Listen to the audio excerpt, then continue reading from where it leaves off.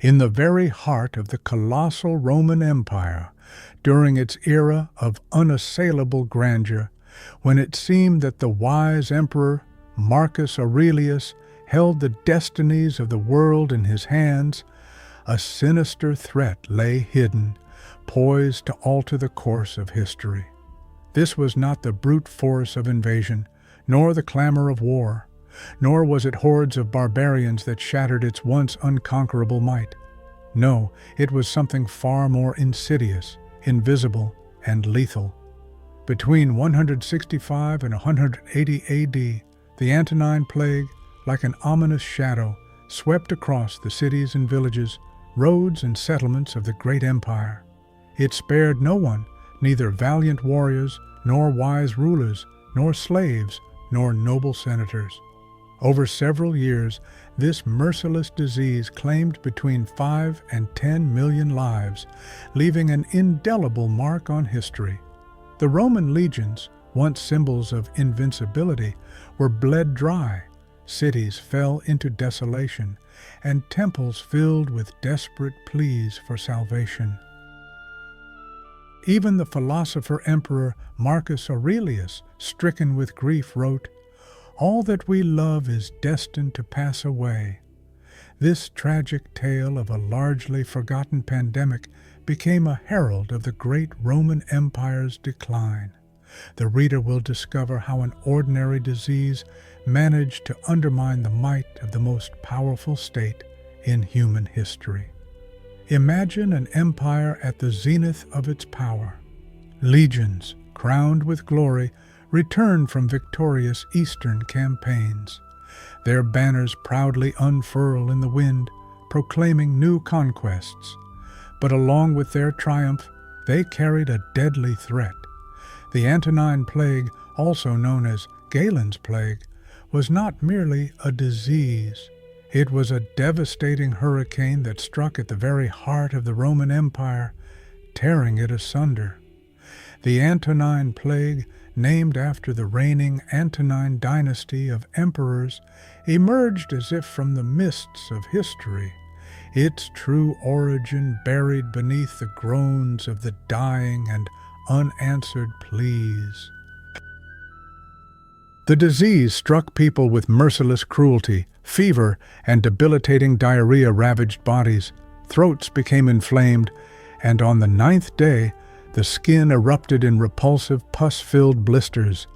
Those who managed to survive bore indelible scars, a grim reminder of the horror endured. The dead, meanwhile, became faceless figures in somber reports, ashes on funeral pyres, part of the ominous silence that hung over the empire. Emperor Lucius Verus, co-ruler with Marcus Aurelius, succumbed to this disease, perhaps sharing the fate of millions of his subjects. While Marcus Aurelius, the philosopher on the throne, contemplated the transience of human existence, the eternal city plunged into the abyss of despair, forgetting the joy of life in the shadow of ever-present death. Physicians of the era proved powerless in the face of this unknown scourge.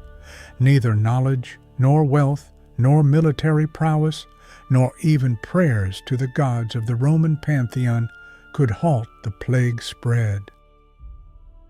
Only one man dared to challenge the inexplicable. Galen, the eminent physician of antiquity, left a detailed description of the disease, valiantly fought it, using all available means, and thereby created a scientific legacy that endured for centuries. However, for millions of Romans, gripped by terror and despair, Galen's efforts were meaningless. Their world shrank to the looming specter of death, and the air was thick with its ominous scent. How can one quantify immeasurable grief with mere statistics? By the most conservative estimates, the Antonine Plague claimed the lives of 10% of the Roman Empire's population, approximately 7.5 million people. However, some scholars suggest that a third of the empire's inhabitants were irrevocably lost. Men, women, children, warriors, thinkers, merchants, slaves, none escaped this terrible fate. Imagine, at its height, Rome's population numbered around 75 million people. In the modern world, this would be equivalent to the disappearance of almost 800 million people in just a few years. The scale of this tragedy was truly apocalyptic. Cities, with their overcrowding, squalor, foul sewage, and open drains, became ideal breeding grounds for the disease. The army, once a symbol of invincibility, was brought to its knees. In some military camps, mortality reached 15% of personnel.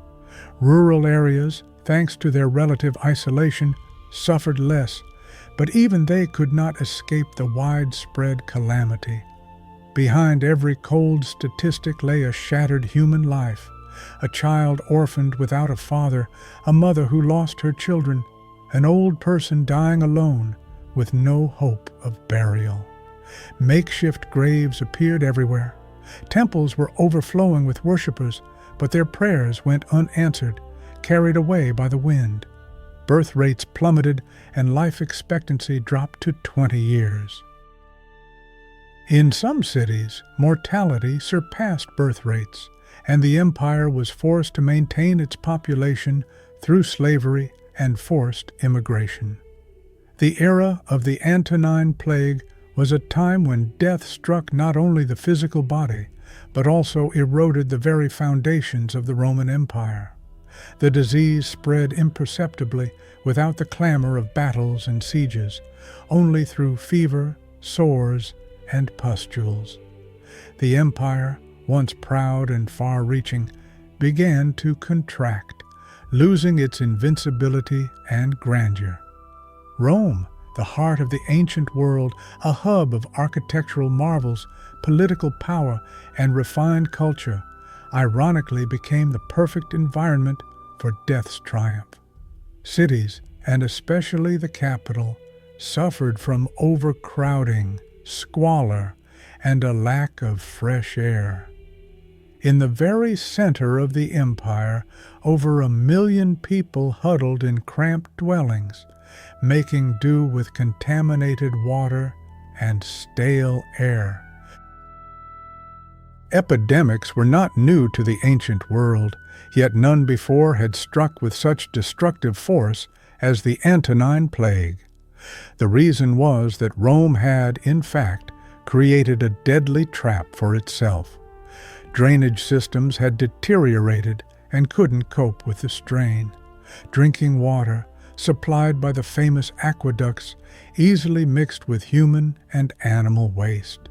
Slaves arriving in their thousands after each military campaign sharply increased the urban population, displaced free laborers, and endured wretched existences in inhumane conditions.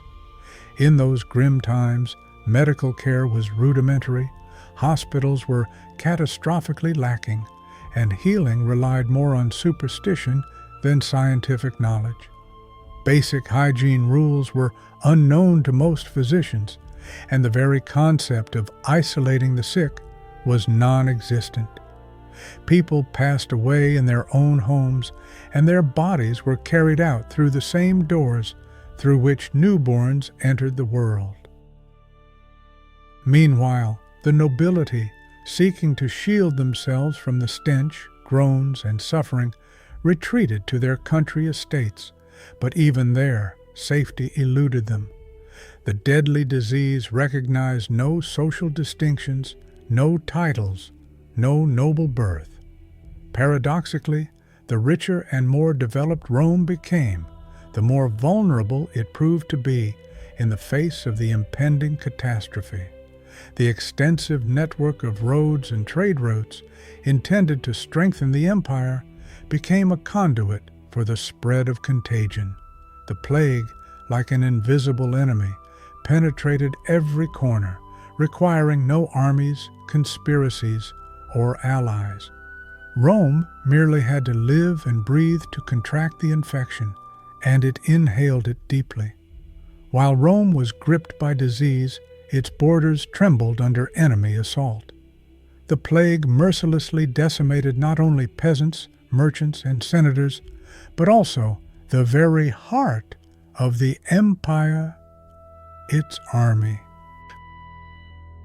The Roman legions, symbols of discipline and might, invincible on the battlefield, began to dwindle in their barracks, struck down not by the sword, but by an invisible foe, tormented by coughs, fever, and black blisters.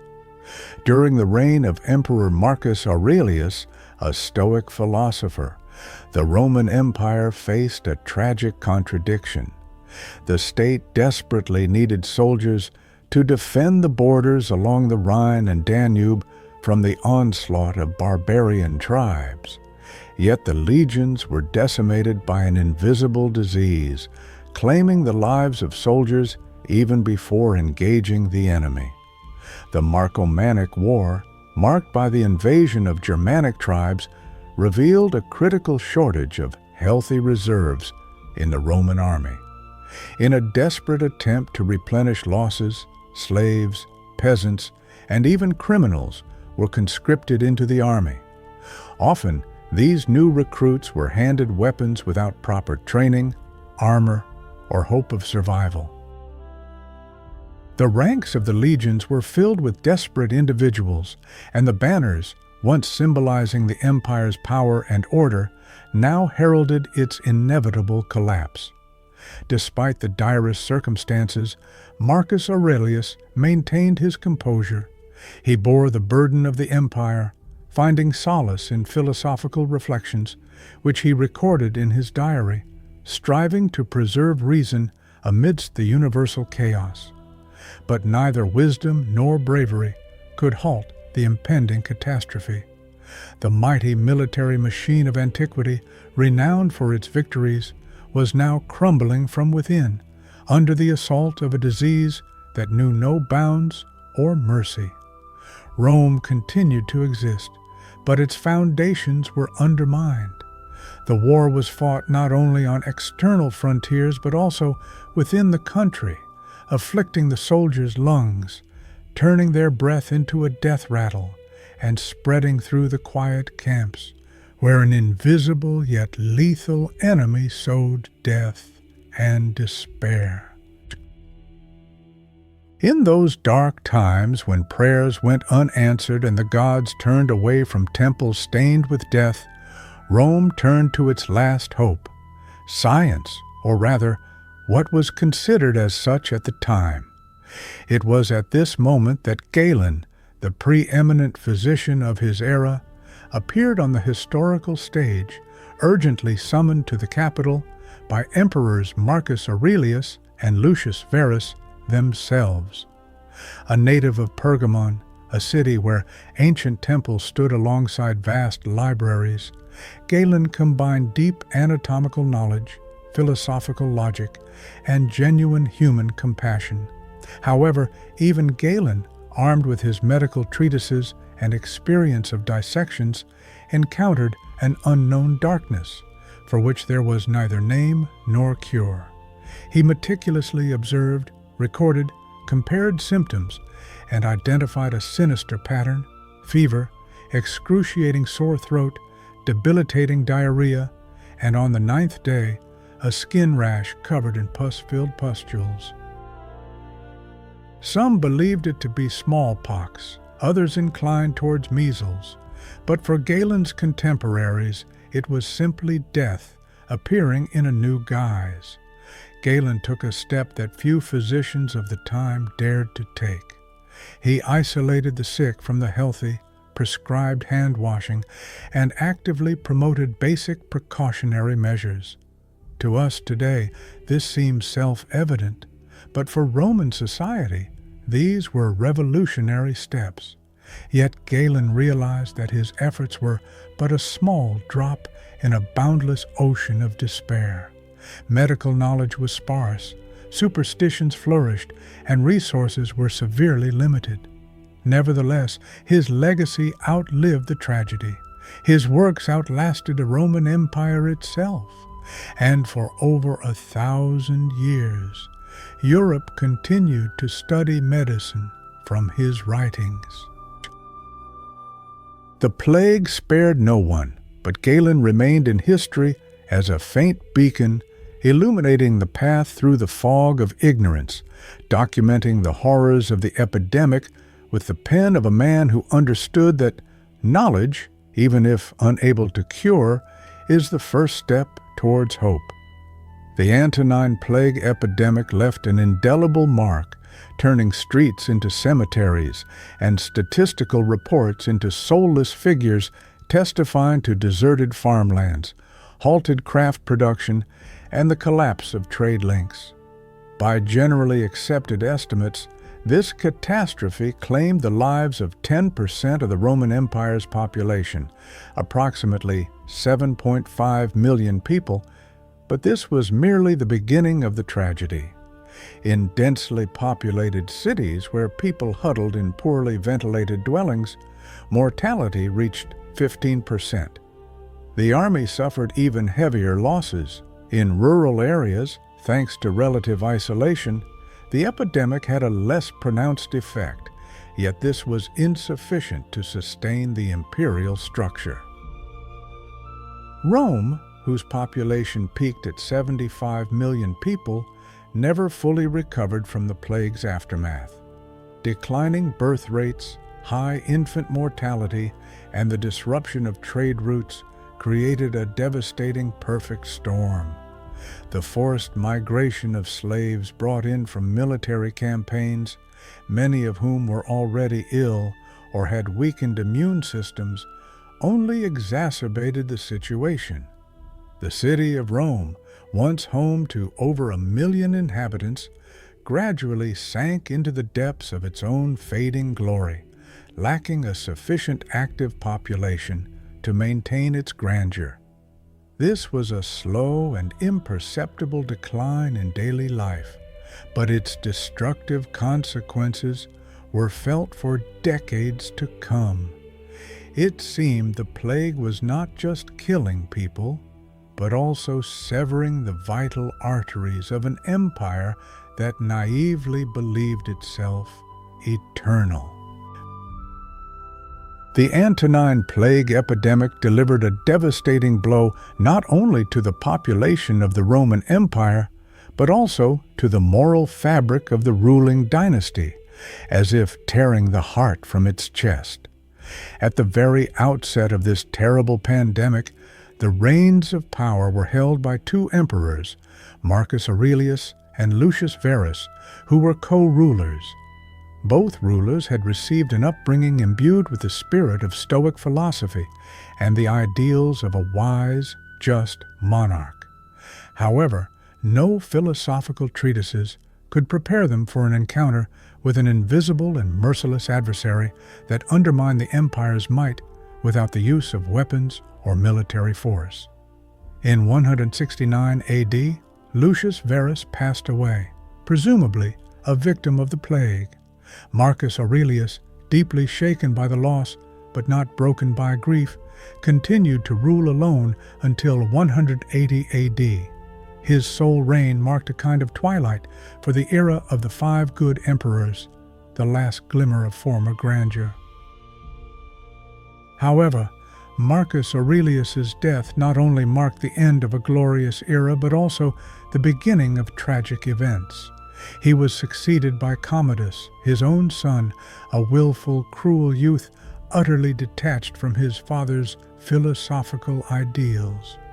The plague, which claimed the lives of millions of Roman citizens and soldiers, simultaneously weakened the system of state governance, depriving it of the ability to effectively curb the new ruler's tyrannical inclinations. Commodus was the complete antithesis of a virtuous and wise emperor. He fancied himself the reincarnation of the legendary hero Hercules, enthusiastically participated in gladiatorial contests in the arena, unashamedly sold state offices for exorbitant sums, and surrounded himself with flatterers and traitors ready to do anything for personal gain. Commodus's reign proved so destructive for the Roman Empire that many historians lean towards the view that the plague epidemic was merely the first harbinger of impending calamities, and his actions served as a catalyst for its ultimate demise.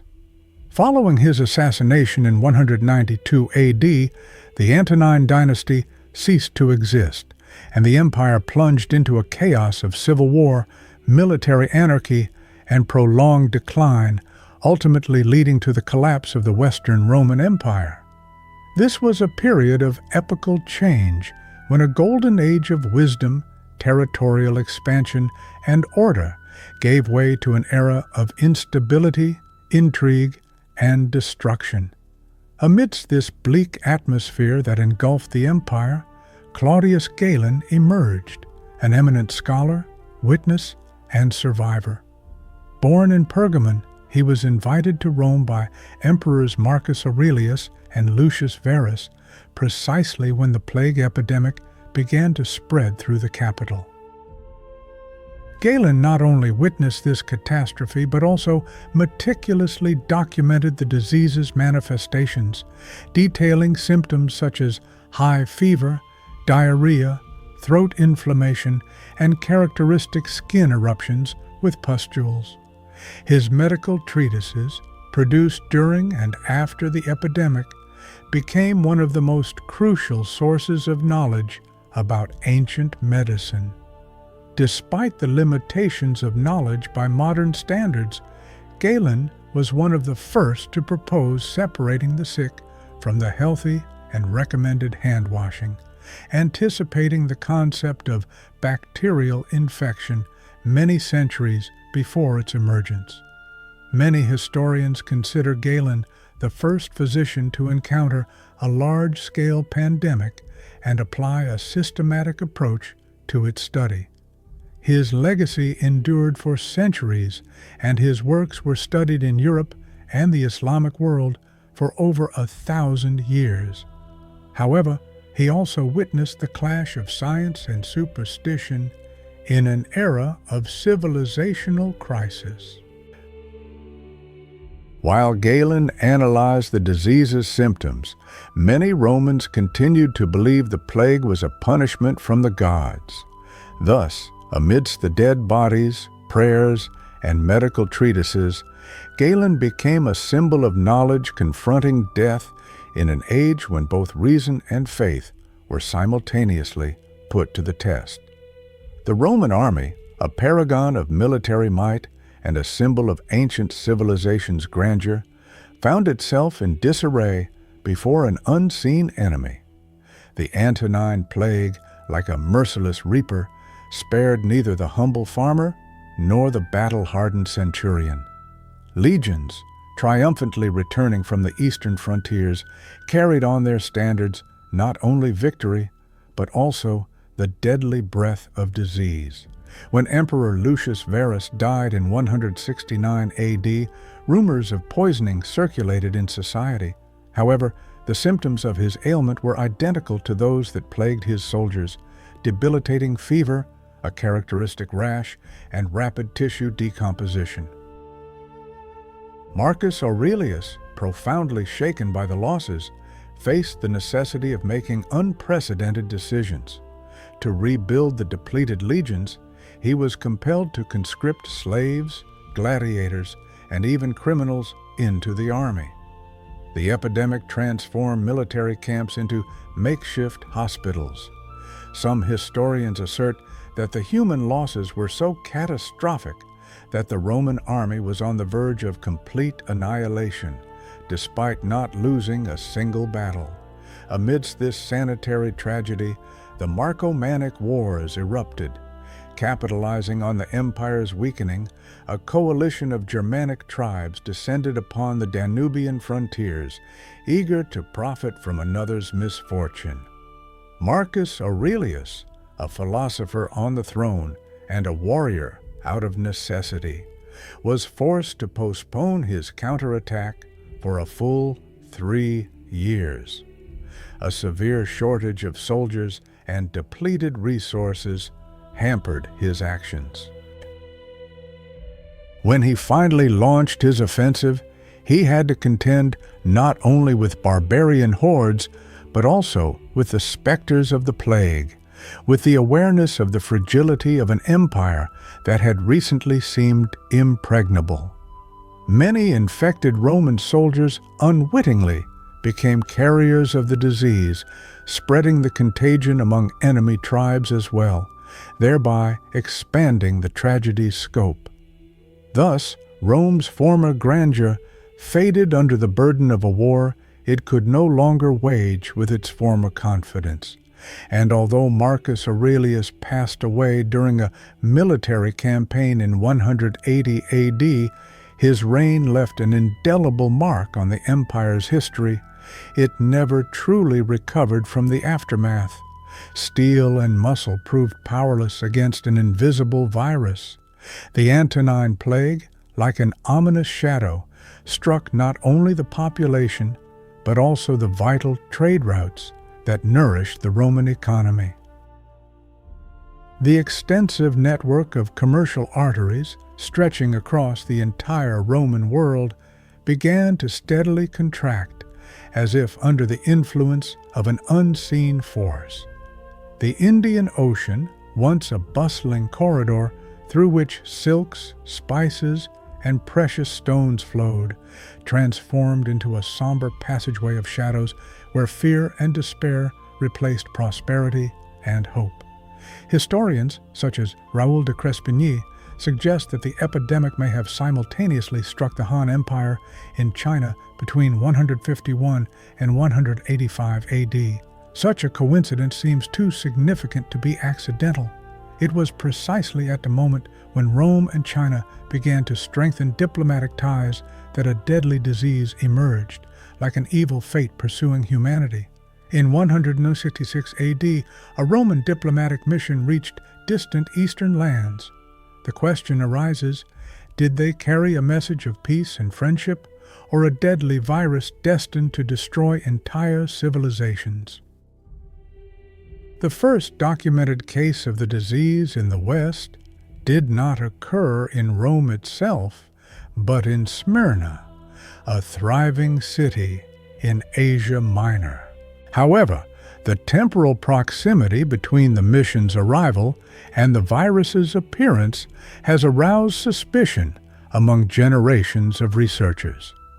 Although Rome never completely ceased importing silk and incense, trade volumes significantly declined. Merchants, gripped by fear of contagion, began to avoid long journeys and risky deals.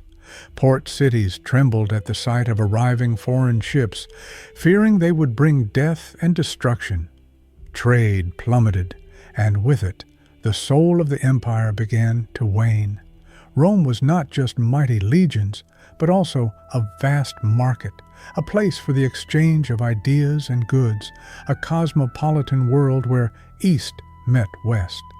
If the Great Silk Road was once a living artery nourishing the empire, it now became a bleeding wound, slowly but surely eroding its strength. The Antonine Plague became a kind of solar eclipse for global trade, casting a shadow over prosperity and well-being.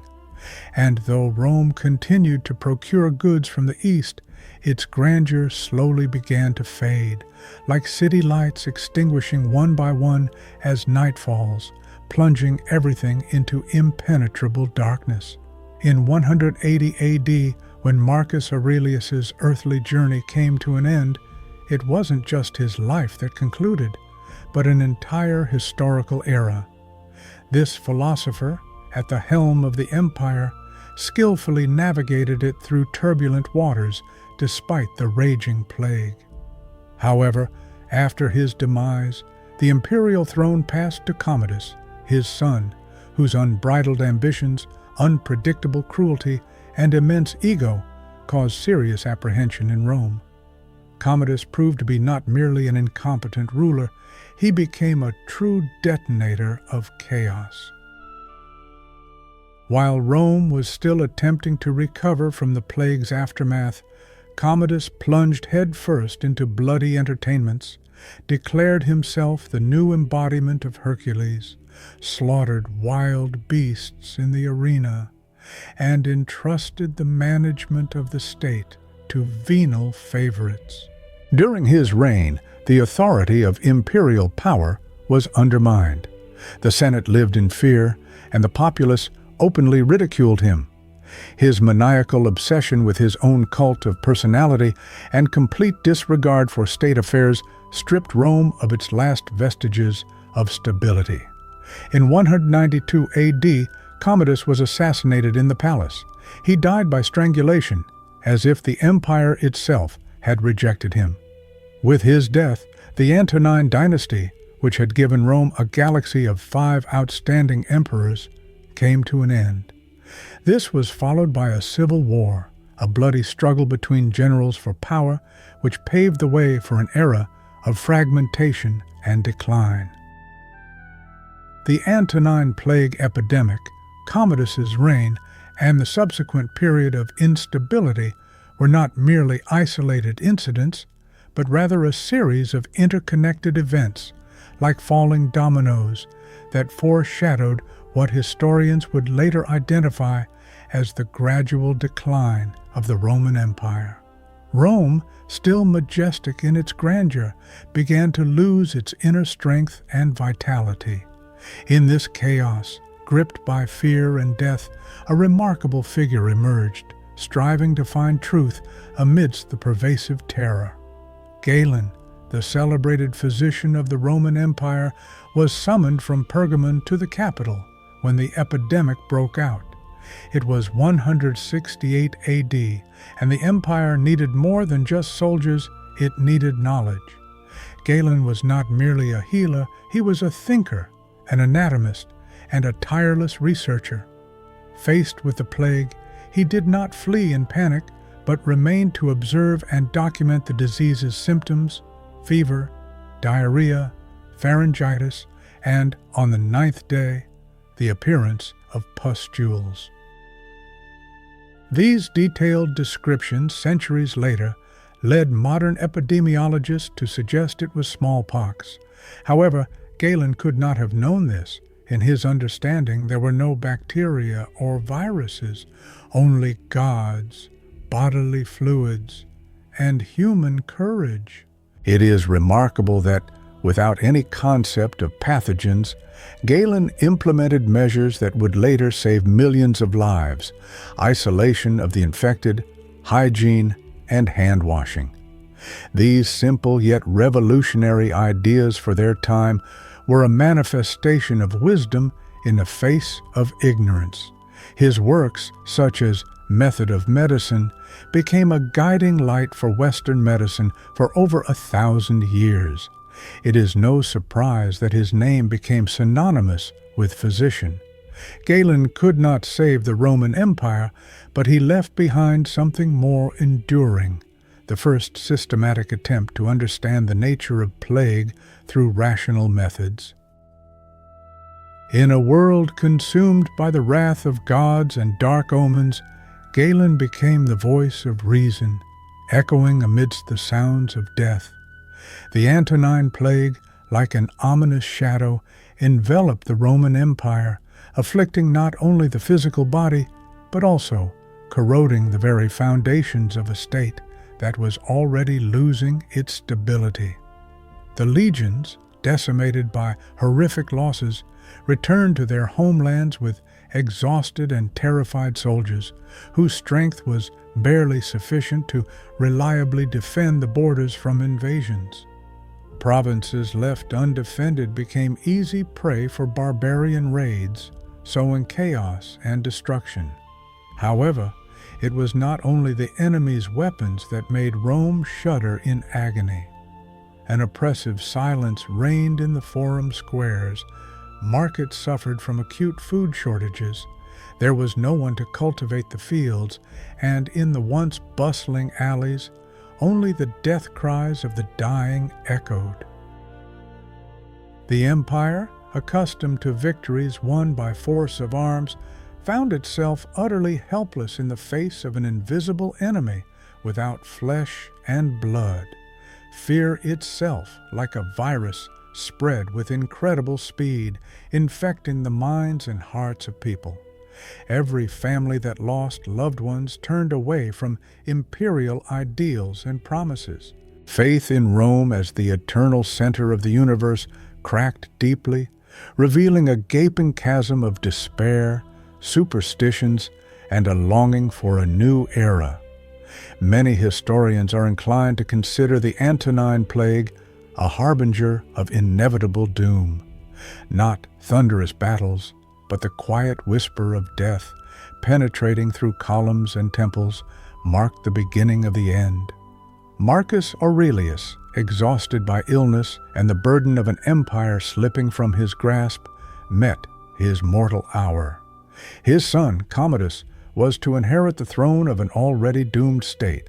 His reign, marked by extravagance and madness, became a symbol of decline. However, perhaps he merely took up the baton of fate, inheriting a legacy destined to fall. Rome, once seemingly eternal and invincible, lost its confidence. The plague, by destroying people, undermined faith in the empire's invincibility. And when faith fades, empires crumble. Thus began to form a new world where faith replaced ancient gods and fragmented kingdoms sought meaning in the encroaching darkness. The virus that afflicted the empire was not only biological, but also civilizational. And although the final fall took centuries, the Antonine Plague became the first irreversible crack laid by the invisible hand of death.